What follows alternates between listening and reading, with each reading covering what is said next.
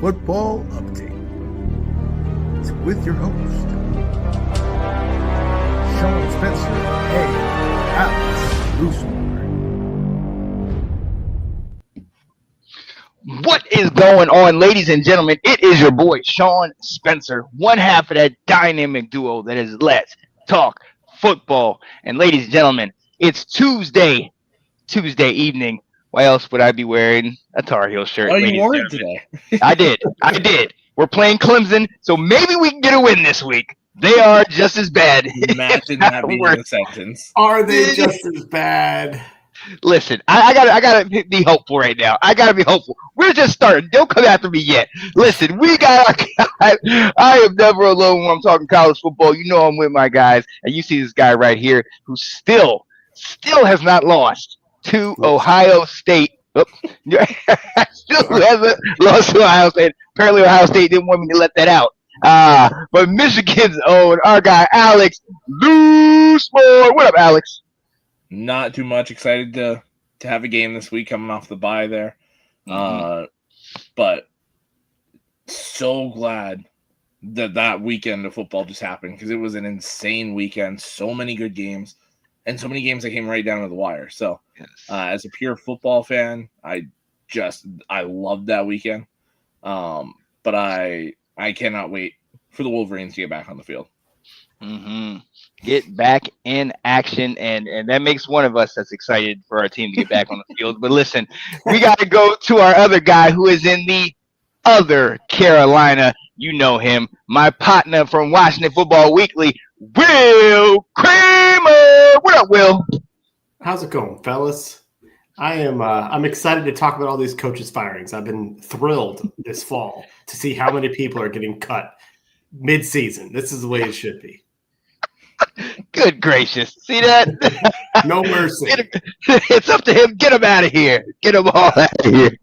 Oh, my goodness. Yo, so, hey, welcome to Let's Talk, our college football update, where we just dive into a couple little topics. And today, like my man alluded to, we're talking about coach firings. We're talking about coaches that have been – their job has been eliminated. They have lost their job, and we're going to try to see who's going there, what job is going to be the easiest job to maybe succeed at, and what's going to be the hardest, and even try to look at some people on the hot seat. But before we do, y'all know what we normally do.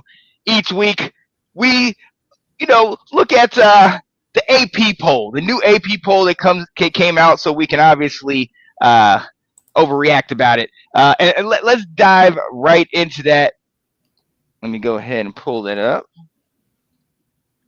Oh, there it is.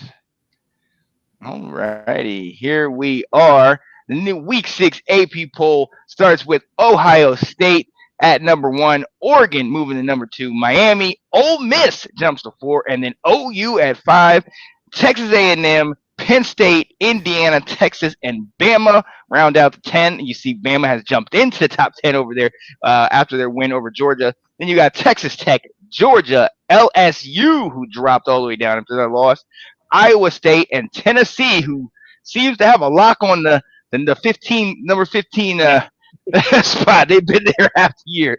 Vandy at 16, Georgia Tech, Florida State drops after their loss, Missouri and Michigan at 20, then Notre Dame, Illinois, BYU, Virginia. What? Virginia at 24 and Arizona State at 25.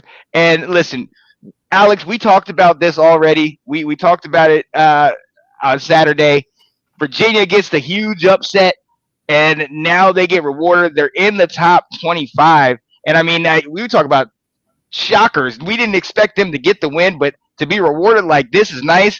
I mean, we said it. They got a team. They're coming. They're legit. How you feeling about this poll? But, some of those teams that jumped in. So we had the two teams jump in, Virginia and ASU climbing back in since they lost to Mississippi State a couple weeks ago. I like both those teams getting back in. Obviously, reward Virginia for such a big win. They've been handling business so far. And I think they deserve to be in that discussion for the back section of the top 25 there. The one interesting thing I've realized when the poll came out on Sunday there, Ole Miss beating LSU jumped 9 spots. LSU losing dropped 9 spots, so they swapped. And then Alabama beating Georgia jumped 7 spots from 17 to 10. Georgia losing that game dropped 7 spots from 5 to 12. It's interesting to see some of the matchups where they played each other in those rankings and see them just kind of gain and lose the same amount of spots. It didn't quite happen the same for Oregon and Penn State. I believe Oregon 6, but massive win for Oregon. Still waiting for Alec to tell me and you that we were right. Right. Come on. I was like, overall, I don't really have an issue with this top 25. There's not really anything I can pinpoint to be like, that's brutal. Right. I'm honestly, I'm liking what I'm seeing and I love that Virginia's in there. And I've mentioned it earlier. 4 teams from that ACC are in there with Virginia, Florida State, GT, and Miami. So Will loves that. But look, Will, we talked about it. Top 10, Bama cracks in, Georgia jumps out. Stuff really doesn't matter right now. But I mean, do you think that's kind of the right move? Obviously, Bama got the win, but they were so far down, and to have them jump up. What are you thinking about the movement there? I think hearing how Alex described it, where the opponents moved up or back the same amount of spot, only makes this make more sense. I'll say this. I mean, clearly this shows how much everyone hates the SEC, that they're going to, not drop Penn State as far for losing, so there is that bias there, anti-SEC by the rest of the country, but that's okay. I think it makes all the sense in the world. And to be honest, right now it's week 6. What the Associated Press puts out means nothing. Yep. It's a guide for right now to help us kind of have an idea about, who these teams are and kind of what they got. But it's nothing unique and upset over. But there's 2 things that stick out to me that I thought were really cool. And Sean, you mentioned it with talking about the ACC programs, 4 from the ACC and none of them are Clemson. When is that ever a thing? That part's pretty cool. Like never. Plus, shout out to the schools of brainiacs, Vanderbilt, Georgia Tech, and Virginia. Let's go. That's incredible. And it's maybe not a surprise going into the season that Vandy and Georgia Tech would crack it, especially Georgia Tech. But Tony Elliott goes from kind of chatter of like, there's another Dabo assistant that just isn't making it as a head coach.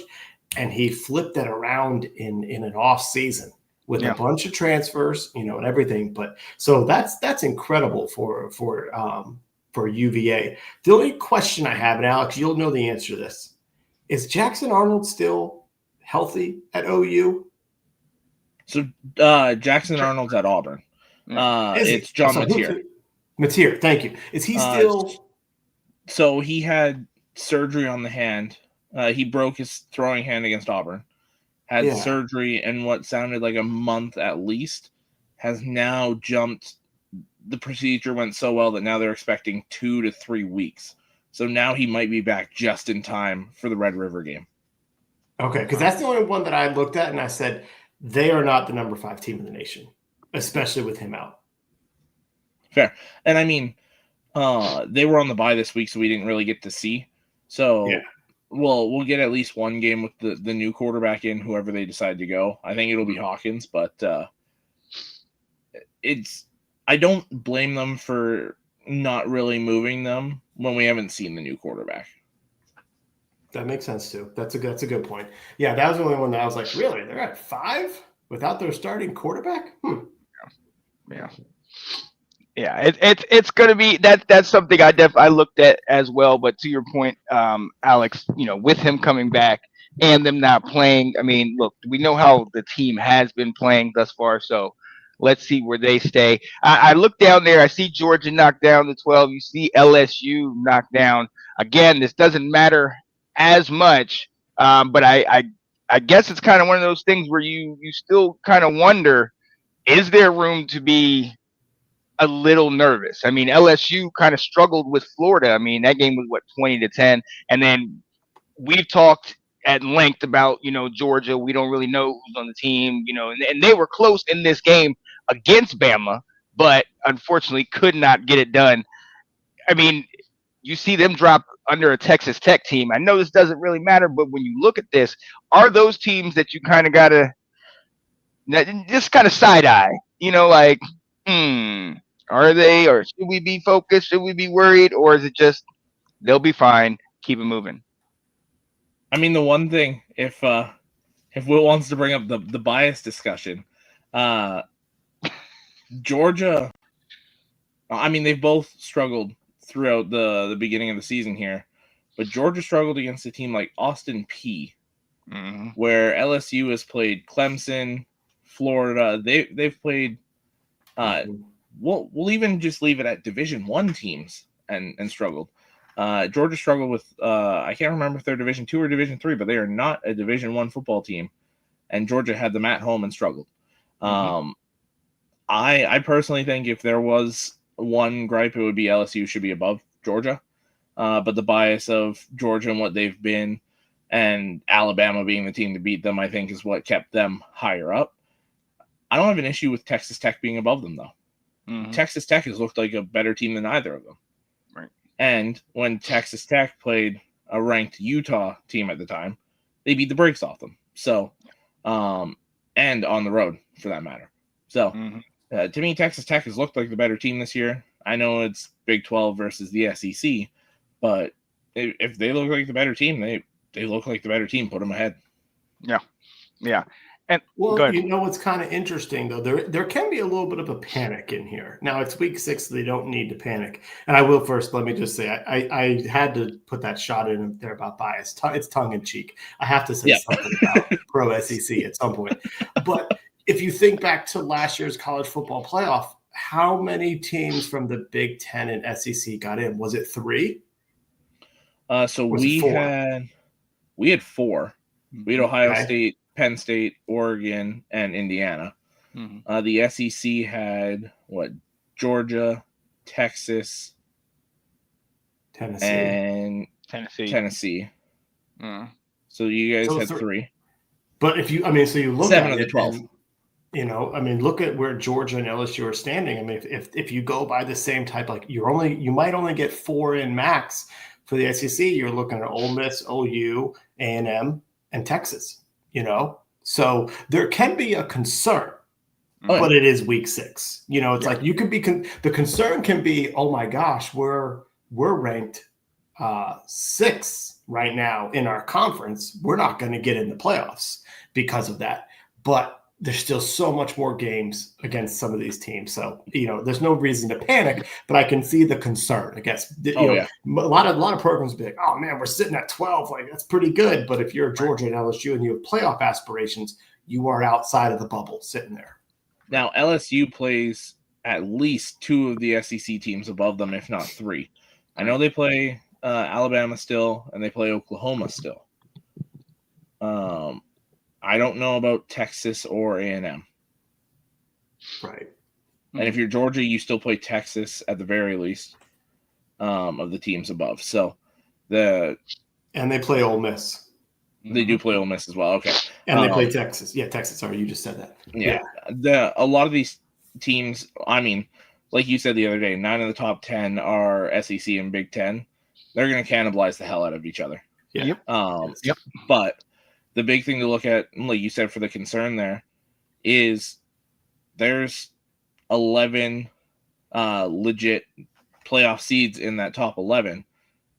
Georgia would be booted out because there's no group of 5 champion in there. So if the playoff started today, Georgia would be eliminated. So I believe it's Memphis right now that would get the spot. Yeah. So it would be the Big 12, or is that you're saying the group of 5?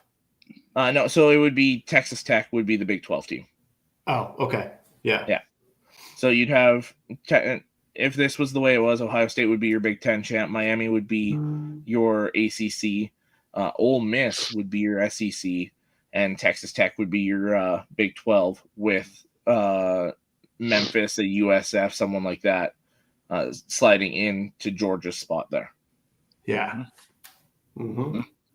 Yeah, and to your point, I mean, this I think you hit it on the head. Will reset. This is week 6, and Alex, you've been saying since week 1, these guys, once we start getting to this part of the season, teams are going to start cannibalizing themselves. And if you look just in the top 25, you got Vandy about to play Alabama. You got Virginia, who just got into the top 25 and is playing, I believe, Louisville. Iowa State playing Cincy, Texas, Florida. You know what I mean? Some of these games, that Texas Florida game, a lot of people are kind of looking at like, whoa, can Florida do it on defense? Is Arch this? Is Arch that? I mean, but Texas Tech. Well, right. And so you have a lot of these games that are going to decide for themselves. Miami versus Florida State. You know what I mean? Even Texas A&M, Mississippi State. You know what I mean? So a lot of these teams are going to start picking these guys off and falling apart. Even when I'm looking at the hat that you have on your head, Will, Minnesota going to the shoe against Ohio State. Minnesota, 3-1, 1-0 in the Big Ten, has been playing tough. I mean, we also said this about Washington a week ago, and we saw what happened to them. But still, Big Ten play, a lot of this, I think, is going to be moving around. It's going to be a lot of musical chairs. And, I mean, we'll find out later on, like, how it all plays out. But it's always interesting to kind of take a look at it and see how it looks now, because it's not going to look that way in a week, 2 weeks, 3 weeks down the line. Well, we're still 4 weeks away from the CFP unveiling their initial rankings. So there's still so much that's going to happen in that time span. Oh, yeah. Absolutely. So, look, this is where we are right now, but this is definitely subject to change. All right, ladies and gentlemen, we are going to move on because we got my buddy in here, and he's so excited that these coaches are losing their livelihood, that they're getting fired. Listen, Grim Reaper for these coaches here, he's right? He's been waiting for them. Just get him out of here. I'm mad you haven't called for my coach. Maybe you got to talk to Jordan first and see if she approves of that. Look, we're going into the coach. She's just like, we're not going to talk about that right now. We're not giving authorization to have that conversation. But look, we're getting into the coaching carousel because there have been a number of head coaches that have already been fired, at least 4 at the moment. Obviously, Brent Pry was fired from Virginia Tech. Mike Gundy got fired from Oklahoma State. Deshaun Foster fired from UCLA. And then Sam Pittman, who was the latest to get the axe, getting fired from Arkansas. Now, right now, Alex, you were telling me the interim coach is Bobby Petrino, right? So they went back. They're going in circles at Arkansas. They're okay, so I mean... that should be interesting. But then we also with Frank Reach at Stanford, because we know he's just coming in there to fill in and help Andrew Luck. When you look at these guys, I mean, most of them we understand. It's kind of warranted. But is there any one of these that's kind of a surprise to you? No, not really. I mean, a lot of these guys we've been talking for a couple years of when is this guy going to get the axe? Not if, but when. Yeah. So to me, I think they've all kind of earned their way out. Gundy, Oklahoma State hasn't been even good in 4 years, which the standard he had that program at before should be unacceptable. It shouldn't have been 4 years. Pittman, just Arkansas has been so up and down and inconsistent. There's a couple games a year where you're like, okay, this is a legit team, can take kind of like what we view Vandy as right now. But then there's a couple games every year where it's just like, what are they doing? Like, do they know they're playing football right now? So Pittman doesn't surprise me one bit. Pry at VT. I mean, if you look at the standard of VT a decade ago, they haven't really met that since then. It's been so long since the Hokies were worth anything in the ACC there. So I mean, like all these guys really. Deshaun Foster was set up to fail at UCLA. Yep. There was no hope help there. Yeah.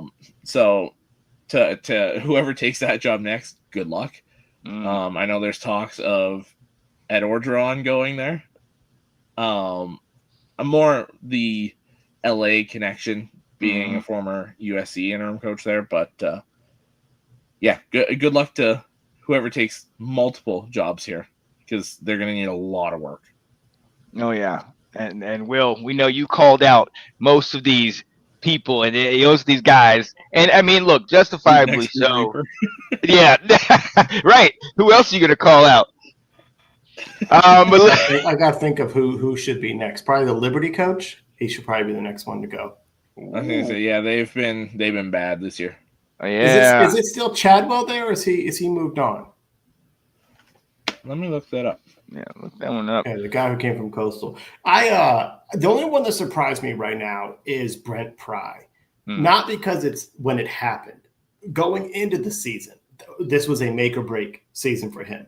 I felt all three of the others should have been fired last year. I mean, Deshaun, like you said, Deshaun Foster. I mean, UCLA should just consider getting rid of the football program if this is what they're going to be. Now they are putting in some resources. Washington Redskins Commanders general manager Adam Peters and the guy for the Golden State Warriors, Bob Myers, is on the search committee. So they're bringing in guns to figure out what's going to happen at UCLA. But Mike Gundy the program hasn't been the same since T. Boone Pickens died in 2019. I think they lost all their money when that happened. Maybe whoever's a part of the state was like, you ain't getting it anymore. We're keeping this in the family now. And so that needed to happen. And Sam Pittman, they needed to do that in the offseason. They should have done a reset. But Brent Pry, the fact that they had to do it because how bad they were losing.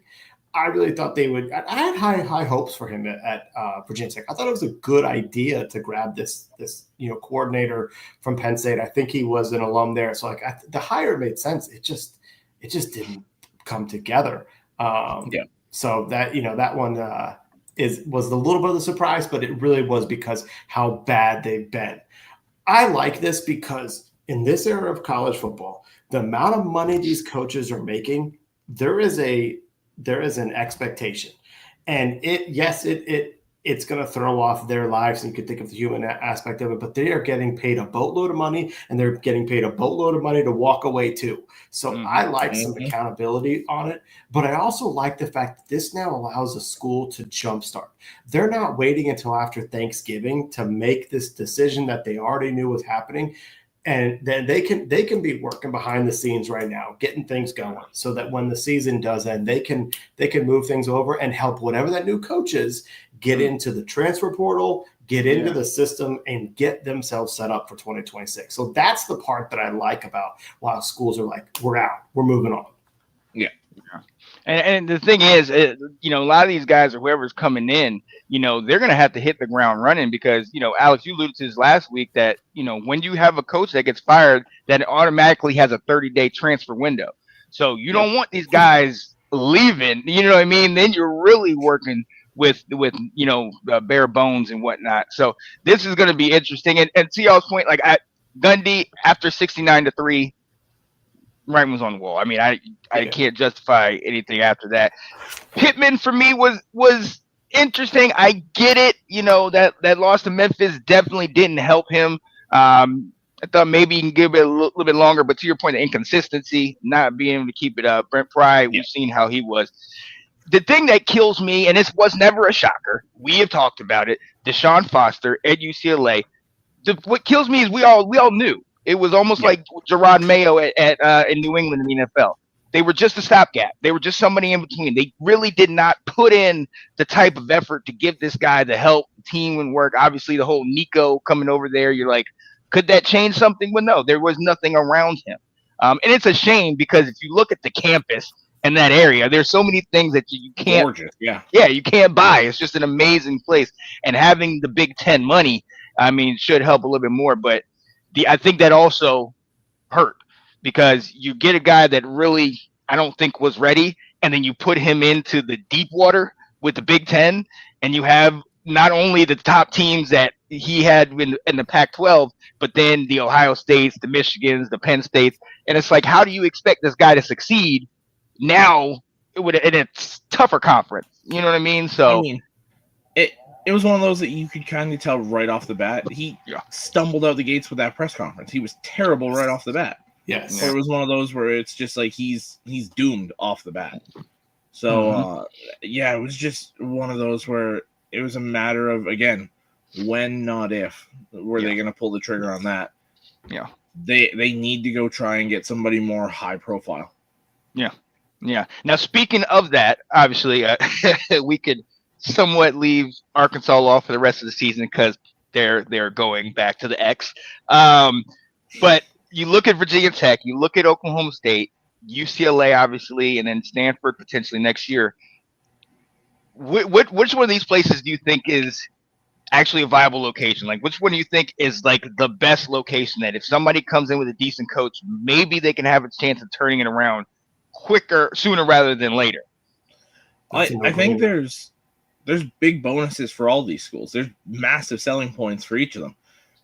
For Virginia Tech, it's the history of that school, the Enter Sandman, the crowd is still rabid whether you're successful or not. It's a great place to play. UCLA, you're in LA, the palm trees, the sun, the beaches, everything, and then you're in the Big Ten. You're in a conference that if you're playing well, you're gonna get noticed. Even Arkansas, like I just said, you're in the SEC. That's big time TV. And if you can get rolling in a conference like that, you can turn that program around like that. So, and then I'm blanking on the last one all of a sudden. Oklahoma State. Thank you, Oklahoma State. Again, what that school's been, and it's been kind of easy to keep that success there. At least it was for Gundy for a long, long time. The money that's in the state of Oklahoma, they love their football, and the Big 12 year in and year out seems to be there for the taking. So as far as like playoffs, all that, there's an easy push at Oklahoma State there too. So if I had to pick which one I think is probably the best, I'll even pick my coach for it. I think if you could actually get a Rhett Lashley from SMU to go to Arkansas where he played college ball, we've seen what he's done with SMU over the last couple of years. I think he could help turn around Arkansas pretty quick. Oh, yeah. What do you think, Will? I think it depends on what is your definition of turnaround, because my counter to that is both UCLA and Arkansas are going to be the little brothers getting stepped on by Big Brother. And who they have to play, especially with Arkansas getting some of their opponents, the locked in opponents for the next 4 years being Texas and A&M. And, that's going to make it a challenging job. And with Oklahoma State, I think you're getting to the point where they've been overrun now. As long as Dillingham is in Arizona State, they're going to be a formidable team. You've got Baylor back up playing much, much better. You're up against Dion, so he's going to be getting some recruits there. Texas Tech obviously is making some plays. You've got Kansas and Kansas State are much better. Iowa State, it's Utah. It's a lot tougher of a Big 12 to now that they are at the bottom. So I think I look at it as the Virginia Tech being the best job of those, because you do have the rabid fan base, like you said. There is an opportunity to recruit over on the coast. And down in the Charlotte area, which they are 2 hours from Charlotte. They should be ripping into North Carolina, which I don't know if they really have been going down there enough. And so I see Virginia Tech as being the job that would be the most attractive and probably the easiest opportunity to turn it around, and largely because of who your opponents are going to be. I was waiting for that. The mighty ACC, the mighty ACC. Yeah, and look, and to your point, I saw you just put that in the back, Alex, about what the OC getting fired. Yeah, Tino Sunseri just got announced that he's out as the offensive coordinator at UCLA I think it was earlier today or yesterday. Oklahoma State DC. fired their defensive coordinator. Yep. So they are totally cleaning house at these schools right now. So Oh, now, yeah. so could like Nico leave right now and play for somebody else? Yeah, 30-day window. So we'll see what happens there. Now, let's flip that a little bit. We know you got to kind of talk about who the best place to go is. Where's the worst? I mean, I'd kind of argue, you guys talked about UCLA. It's just I don't know if there is a quick turnaround there. And to your point about being a little brother and all that, the location, all that stuff is great. But even when your technical brother USC is starting to thrive, or at least starting to have somewhat success, you guys are you're getting the wrong end of that. So I mean, between that and then we kind of talked about Stanford a little bit. I know they still have their coach, but that's another one where we know it's in a rebuild. Andrew Luck's kind of still looking to see what we're going to do, who we're going to bring. But that's one of those where it's like you're not only hampered by the fact that you're kind of it's been a while since you've been prominent in kind of football, but then you have your academic requirements that you got to meet. So that cuts off a certain amount of students that can come in there. So, Will, I'll start with you. Where is the place where it's like you don't want to go there? I think it's either UCLA or I forgot about Stanford. With the academics there. I think it's amazing what Harbaugh did there and how David Shaw sustained it. I think it's just amazing how they got that program off the ground. But, like you said, right next door is Southern Cal, which is the program, if anyone in California, in LA would choose to be good, would be Southern Cal. So that is a tough job. Yeah. Oh, yeah. Alex, man, what are you thinking, man? I think, it's tough because UCLA and Stanford, UCLA, like we've said, they're the little brother. You're competing in your own city for recruits, let alone that state has so many different schools fighting for those recruits, and they get picked up nationally. Mm-hmm. Yeah. Just to kind of pick another one, I might lean Oklahoma State here for that same thing. You're recruiting against Oklahoma, against Texas A&M, all schools that have been better than you for quite a while. And while the Big 12 seems to be there for the taking every year, there's also a lot of really good teams there. So, and even I listed all those other schools. Texas Tech is probably arguably the best school right now in those two states at recruiting. Mm-hmm. With what they've built. Houston's undefeated right now. Yeah. So they're getting recruits. I might lean Oklahoma State here. Ooh, okay. Yeah, I could see it. And look, it's going to be interesting. Obviously you never want to have the coach get fired middle of the season unless you're Will Kramer and you're just like, you had a terrible game. Get him out of here. Get this guy. But look, these guys will be moving on. We're going to be constantly monitoring the transfer portal because, like you said, Nico, if he wants to, he can roll, and we can keep following the saga of Nico Iamaleava or Amaliva, because that seems to be the name that people are pinning on him. But it's going to be interesting to kind of see, and to be honest, we don't know if this is it. I mean, it's only week 6, and now we've got 4 guys gone, one potentially. And I think now we kind of got to go into who's on the hot seat, because they might be joined by some other teams. Alex, I'll go to you first.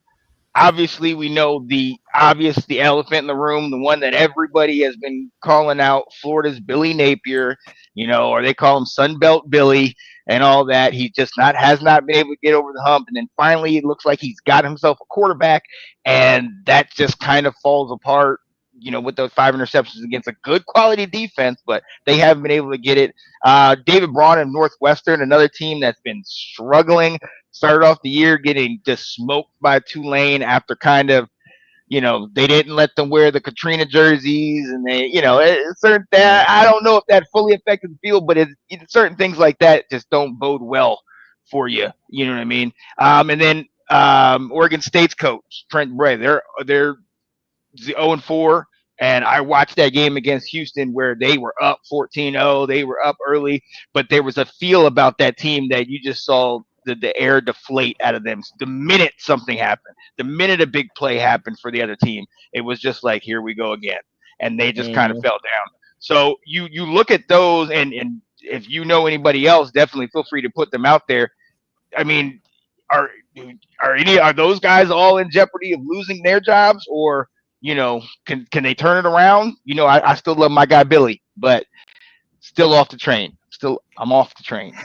I'm riding next to it, but I'm off it. I think there's still time for all of them, because especially you look at Florida with Napier there, they've got some big time games coming up. I mean, we listed Texas this weekend as one of those, so they've got some big time games against some big time teams here. If he can start to pull some of those out, kind of like what they did last year, that saved his job last year. There's a lot of those guys that can do it. I mean, Luke Fickell at Wisconsin, it's going to be tough. You've got a gauntlet of a schedule here coming up. An interesting one that I wonder if they'd pull the trigger on it. He's been there quite a while without ever reaching a conference championship game. Hasn't cracked in past 20th in the rankings, as what I just saw here. Dave Doran at NC State could potentially be one. There's a couple that I'm seeing on this list here that I don't buy, like Dave Aranda at Baylor. Not buying that one. They've turned it around a little bit. Yeah, I was like, they look good. Arizona's been playing really well. A group of 5 one that I might look at is Trent Dilfer. A UAB, where he's a very polarizing coach. I mean, there's that clip of him as the high school coach where he's manhandling the players that was in poor taste. So if they kind of start to fall off here and he starts rubbing people the wrong way, that might be one I look at too, that they show the door. Oh yeah. I mean, it's not like there's anybody else. I mean, no. Will, who do you who are you looking at? I mean, you looked at these names on this list. I mean, do you think any of those are on their way out, or you'd mentioned other people before? Who are you looking at?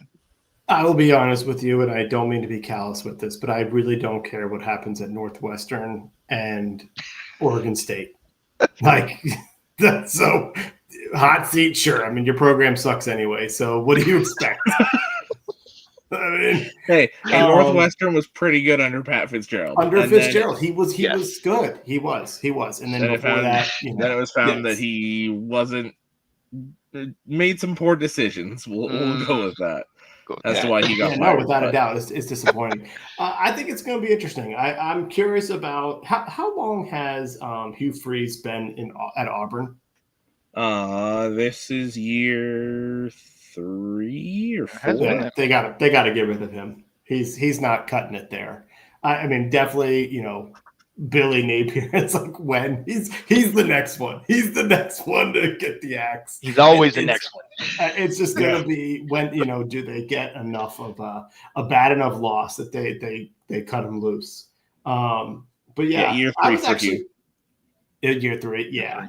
I was actually anticipating this year. I thought Scott Satterfield of Cincinnati could be on the hot seat, but I mean, I think they're 3-1. I had to look it up, and so they haven't had. It's just where they were. I never expected them to keep up at the level that Fickell had them, but they really kind of seem to drop a lot. And Luke Fickell, you got to wonder, and mostly because you can make the argument that he keeps his quarterbacks keep getting hurt, and so you could say, okay, well, he hasn't had a chance. I think the bigger problem is fit. Is his style of how he wants to play going to work in Wisconsin?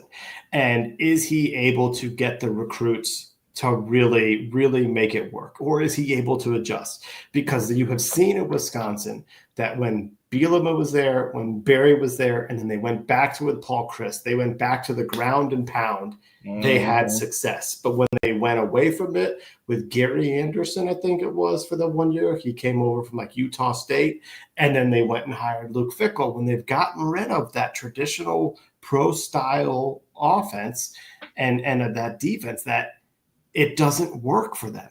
And while I think it was a great idea, he was a huge name. You know, you I got wanted him guys at taking. Michigan. What's that? I wanted him at Michigan when Harbaugh. Yeah, left. yeah. I mean, it was an incredible get. Like, I just don't know if that marriage is gonna work. So that could be the one. We're not during this season, and this season's gonna be awful. I mean, they are Yeah. tumbling. But at the end of the season, if they just say we need to go our separate ways. Yeah, it's going to be interesting following these guys down the line. Like you talk about Billy Napier, you know, almost like a cat. I mean, like how many lives do you have? Like you keep surviving. But to your point, we say him, last Mike year, Norvell, year after year, we've been calling for his head, and this is the second year in what, like 6-7 years he's been there that they've been relevant. So right. But even it's coming at a great time. Right, and that's the thing. Once if you pick up those wins, if you get over the hump and or you have a team that looks good and the eye test is checking out, it could work for you. I mean, and sometimes it's these big wins that help you. I mean, when I was looking at a list a couple weeks ago about coaches on the hot seat, Tony Elliott was right there. They were saying he needs that big win. These wins are nice against William and Mary and this and that. But he needs that win, and this is one of those defining wins for him. That bought him another season or two.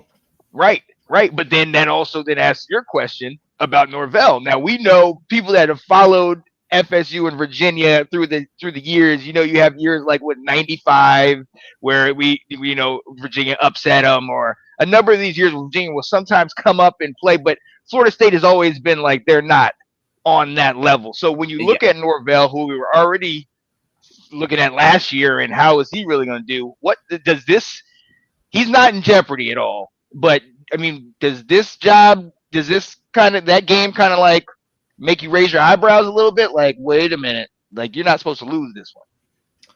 I mean, if we're gonna kill him for that game, then there's about 30 other coaches throughout the course of this season that should have been executed essentially for their losses.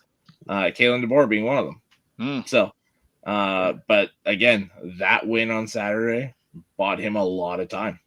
So to me, I think it's when it happens. Florida State's got a few opportunities here to rebound with some big games. This week right here. Yeah, and I mean Miami. Another one that we that had been talked about a lot coming into the season that has again saved himself. Mario Cristobal at Miami. He was one where it was like, if you don't get it this year, are you done? And then obviously they're number 3 in the nation right now. So clearly he saved himself for a little bit of time.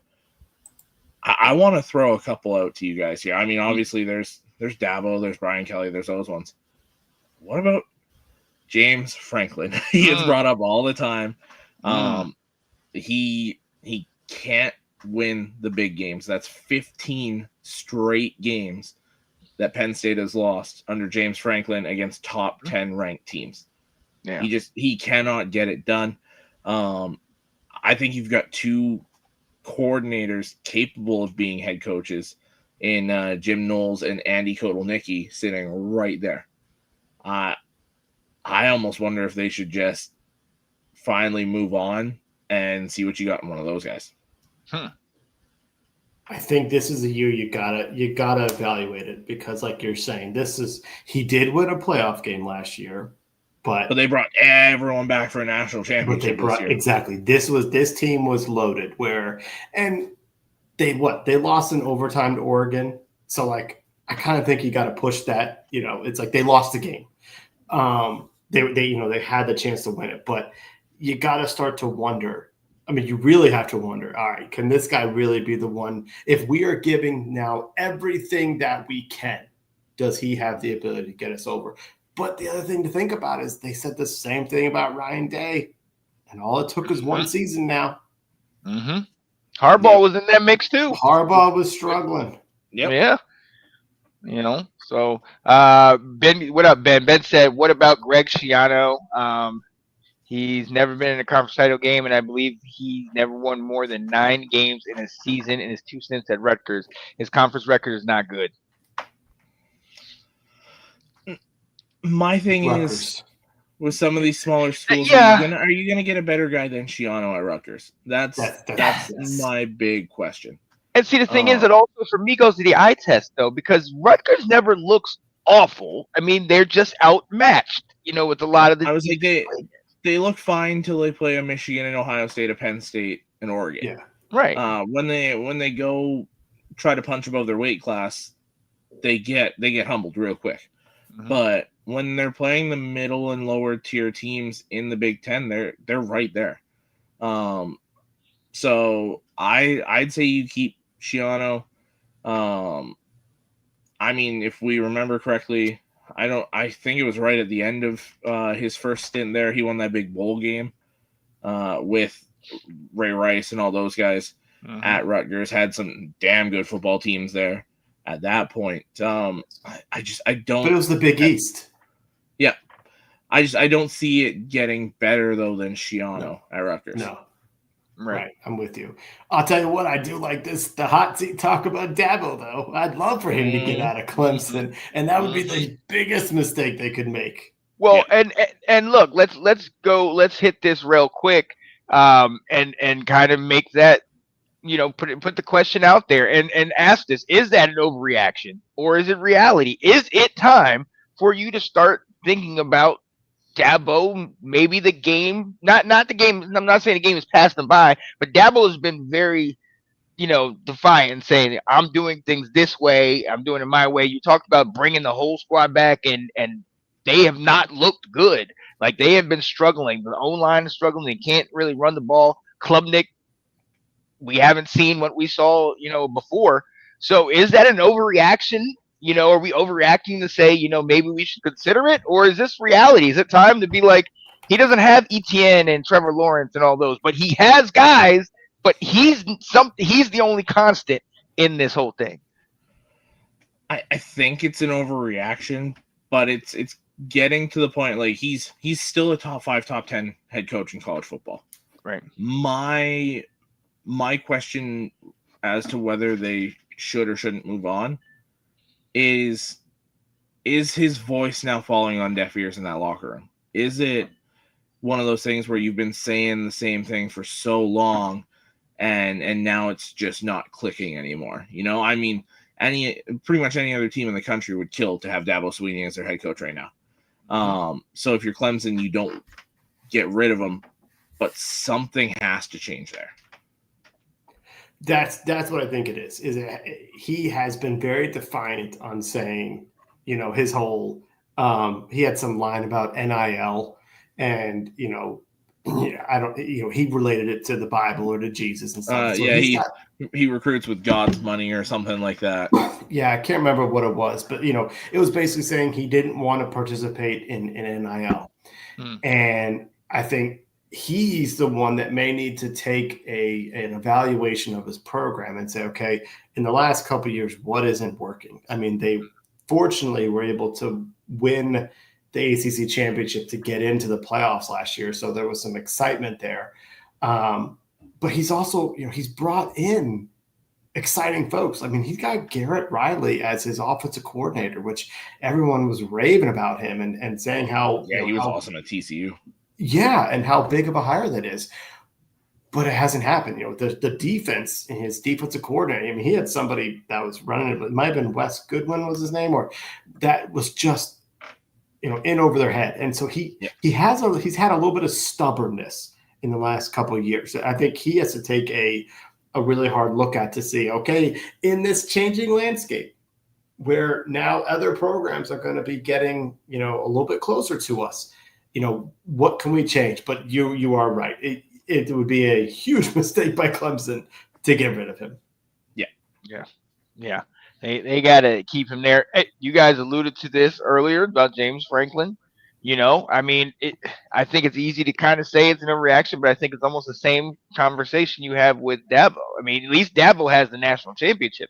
Franklin, you lost the last 15. He's 2-21 against top 6. AP top 6 teams. He has not been able to get over the hump. We were just here last winter talking the same thing. If he doesn't win in the playoff, should we have that question? Had people coming at me, Careful, sitting there, Sean. you know what I mean? They're like, oh, you. Some people should talk college football. Wop wop, let's go. But I mean, honestly, you have to start asking the questions. And again, once they get over the hump, moot point. But until that happens, when these games come up, the struggles they seem to continue. Honestly, that was a 17-3 game until late in the game when all of a sudden Penn State started coming back, and then they in the fourth quarter, but it was not a close game until the fourth quarter. Right, and then all of a sudden you're like, okay, Penn State has momentum. They have the momentum, and they can't get it done. Now, maybe that's more on the players. Allard, kind of threw a bad pass, and Oregon had kind of seen they knew where he was going, but still, it just seems like it continues to happen. So it gets to the point where, maybe last year when we're talking about it, it's like, well, they are in the playoffs. So it is kind of crazy to be asking that. But now they're not. This is a game that you have to win. They've lost. And they still have to play Ohio State. Exactly. I believe Indiana. There's a very real scenario for them to miss the playoff this year. When do we start having that conversation with guys like this where it's like, dude, something's got to change? Who would you replace him with? That's obvious. That's the question. I would look at Kotelnicki, the offensive coordinator, promote from within. He is going to be a head coach very soon, probably next year. Or if Clemson makes the mistake, try and get down. Come there. My thing with Franklin is where we just compared him to Ryan Day and Jim Harbaugh. Those guys, Ryan Day has an issue with Michigan. Nobody else. Jim Harbaugh had his struggles with Ohio State. Handled business against the others. It doesn't matter. They did have little brothers for a little bit. They lost. Yeah. They lost, one or two early on, and then the one really good year. Listen, old habits die hard. I'm sorry. I was going to say in 9 years, he lost 3 times. I wouldn't call that struggling.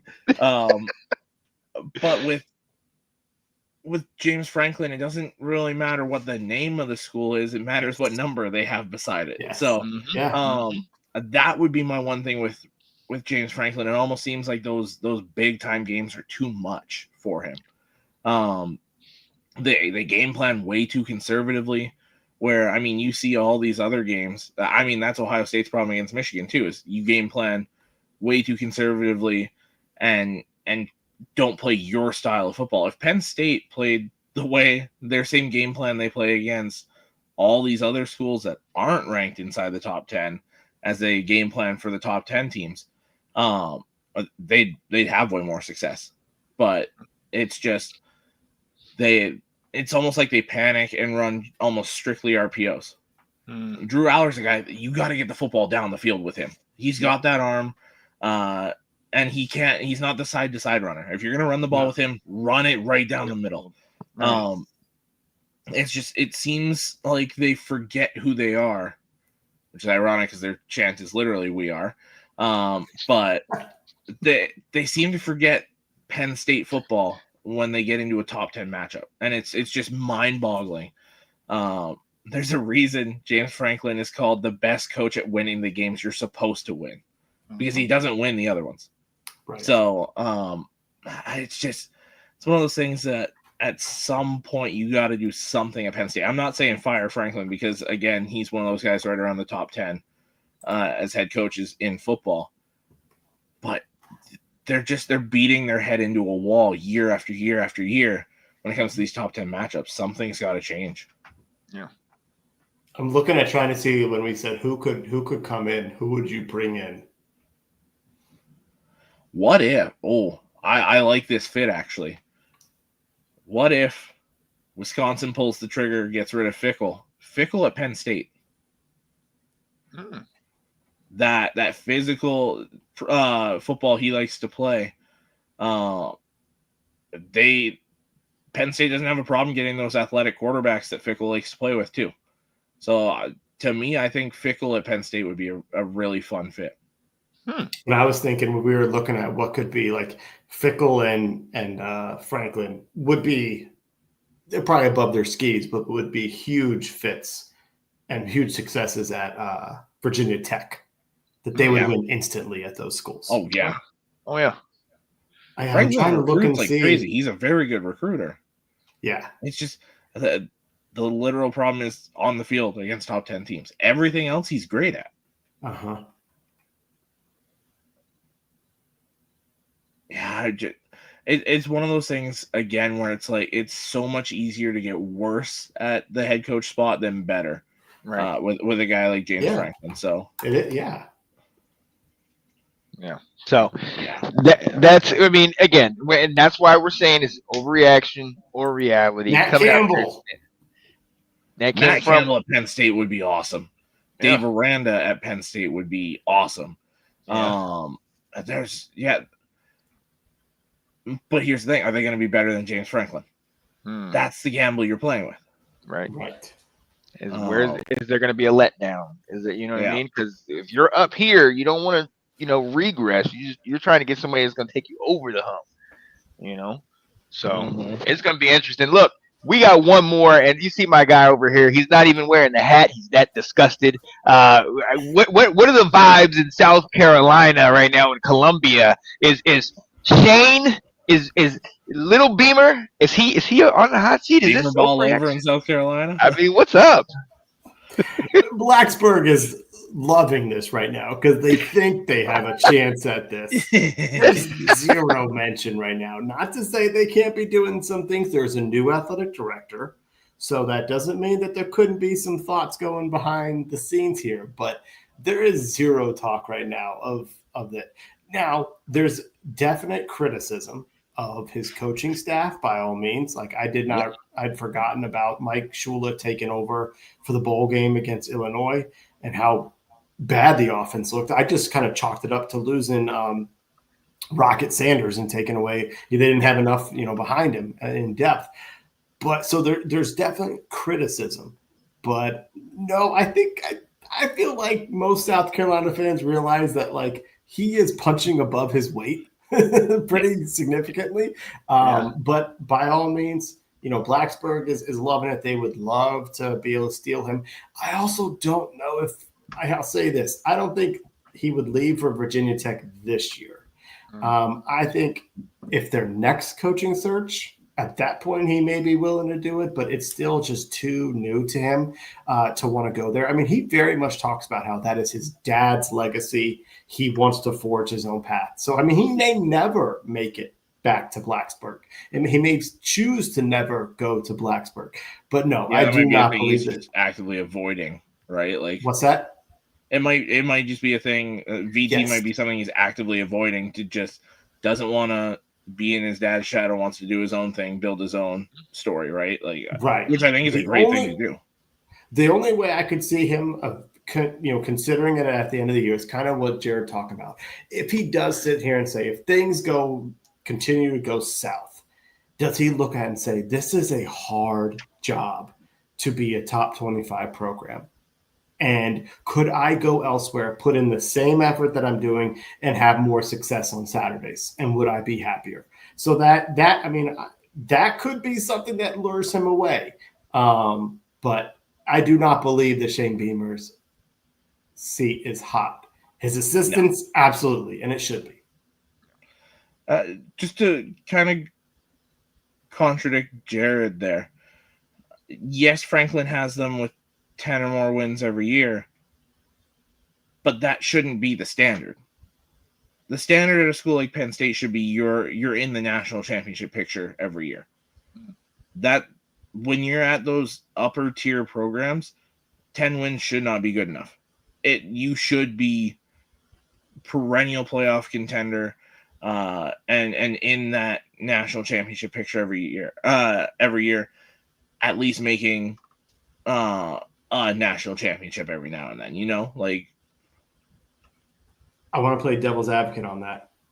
When was the last time that Penn State was a national contender? Like, I think back to the early 90s of those days. Kerry Collins. 95, I think they won, or 94 with Kerry Collins. But, like, is that 30 years ago Penn State that we're still thinking about? To me, I'd argue if we had this expanded playoff, those Barkley years. Oh yeah, because he balled out that game against USC was electric. And they were in the top 10, if I'm not mistaken, that year. Was that with Bill O'Brien? Yes. Yeah. I mean, yeah, he turned them around. You know, he got them turned around pretty well. But I see Jared's point there, though. Like, you know, I think of to say Penn State should be a national title contender. Well, under Joe Paterno at one point they were, but that's been so long ago. But I mean, and to go back on that one too, Michigan's been to one national championship in the 2000s, but at the same time, it was 9 wins is not good enough. You're right. So I mean, whether you've been there or not recently, there should still be the expectation. Yeah, that's a good point. Yeah. So, we'll see. And again, that's why we put it in overreaction or reality, so we can kind of throw it out there to see, you know, obviously at the end of the day, I think the question that both of you guys brought up is paramount, where it's how are you going to improve on that? Like, if you really are getting rid of a Dabo, getting rid of a Beamer or a Franklin, who's going to come in to improve? Oh, yeah, I saw that. Yeah, he's Ew. And we have one more overreaction or reality. Overreaction or reality. Does Jordan need to be fired as coach of North Carolina? That's reality. She needs to be gone.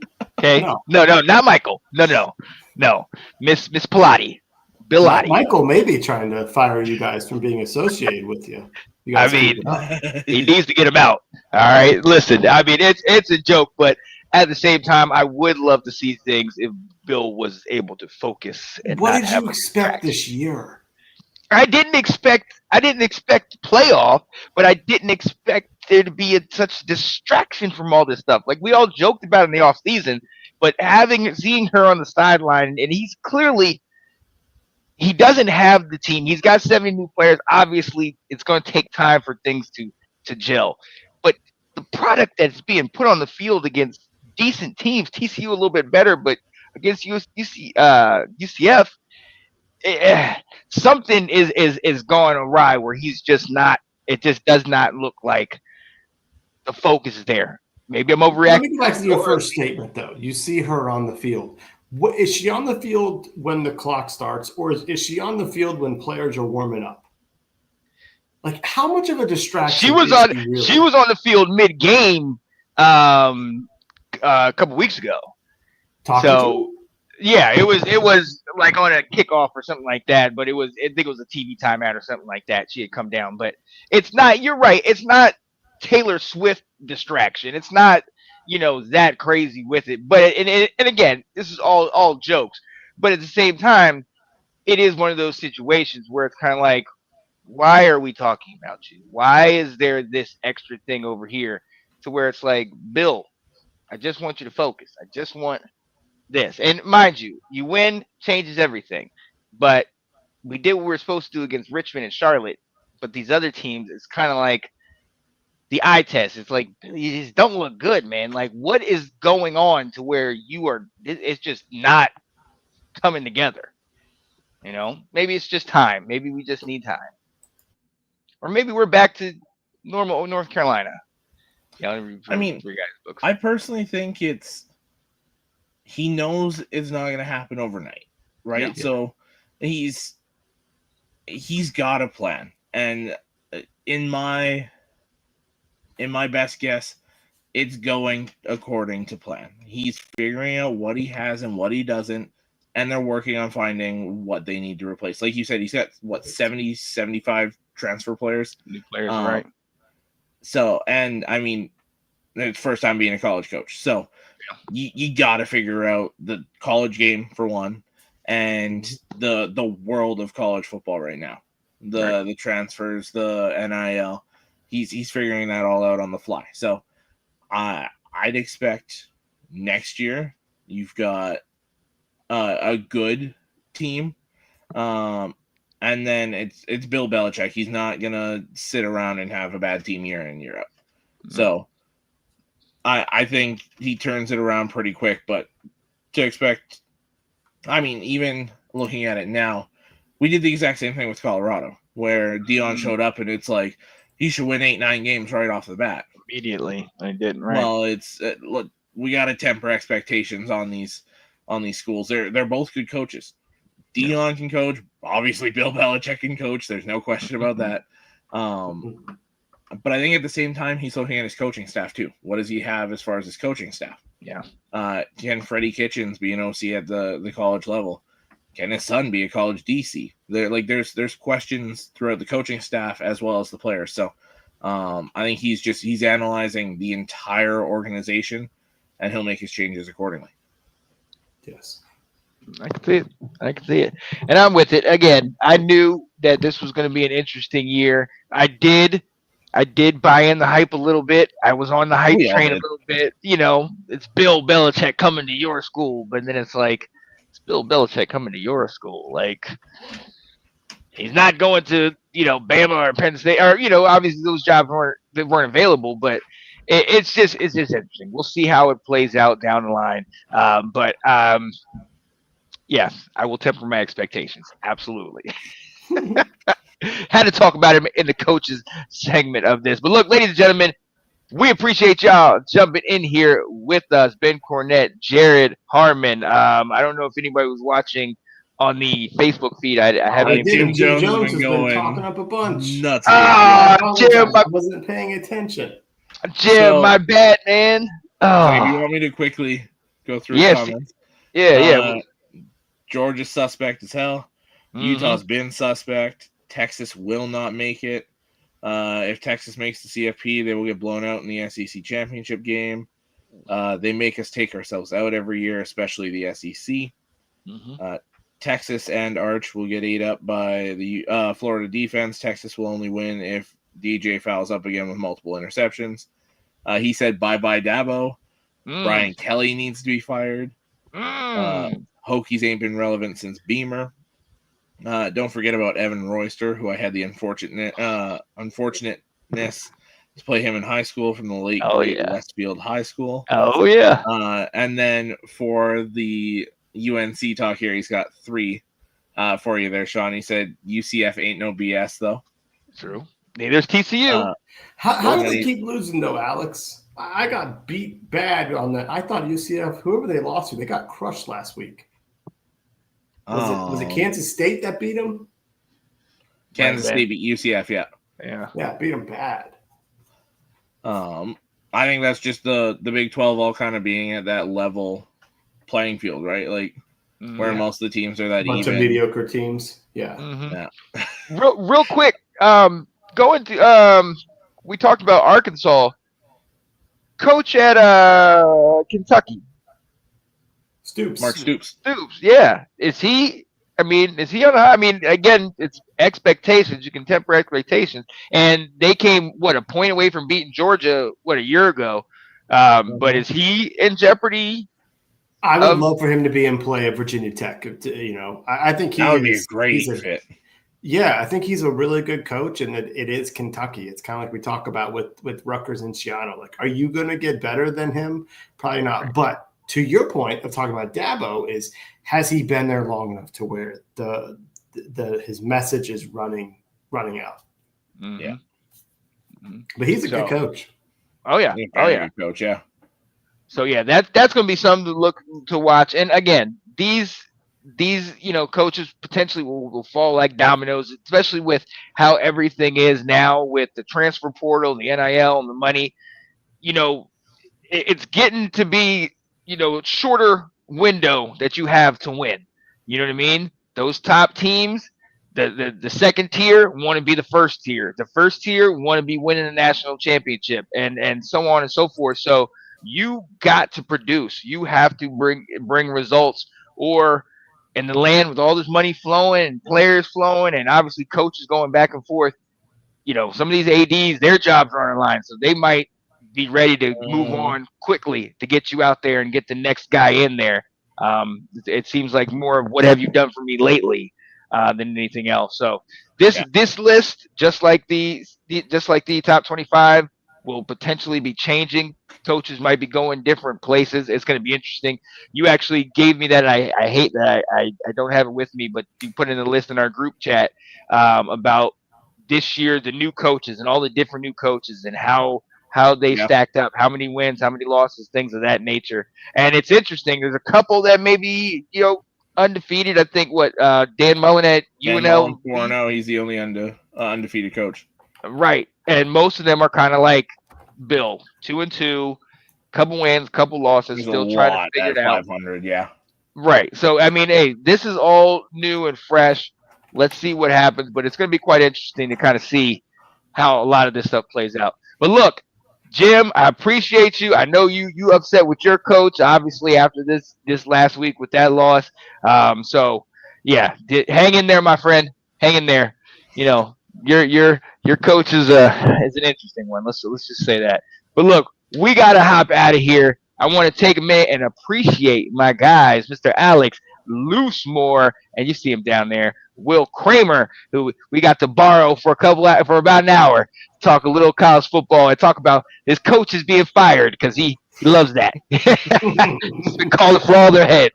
I can dig it. Yo, it's your boy Sean Spencer. I want to definitely shout out Jim Jones in the comments, Jared, and Ben Cornett.